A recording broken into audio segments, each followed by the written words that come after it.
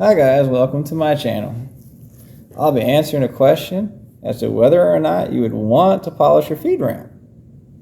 This is a gun I built a while back. It's stainless. And if you look at the feed ramp on this thing, it's had quite a lot of rounds through it. Somewhere around, I don't know, about 3,000. And you see a track right there. I didn't polish that in. The bullets made that.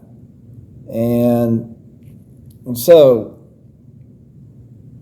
I mean, when the thing is, you can see it kind of tracking all the way up the ramp, the way it shines.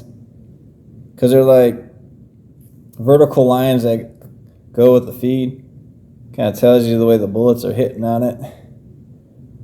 But when they're new, there shouldn't be huge micro finish or tooling marks on there, but your bullets will eventually make their own, and they'll smooth out as you continue to shoot the thing.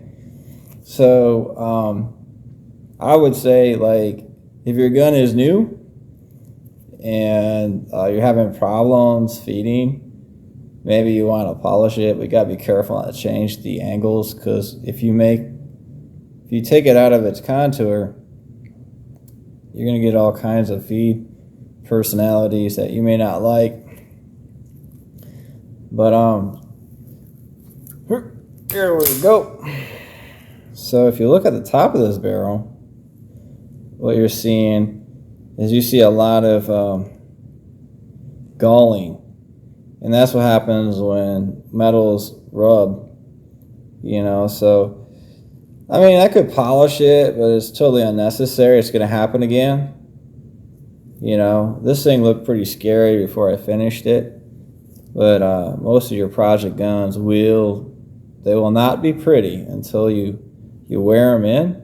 And then you have to be very, very careful about how you decide to finish them, because, when you finish them, you could mess with those wear patterns and end up with an unreliable gun for a while until things cradle in. So it's just the nature of the beast.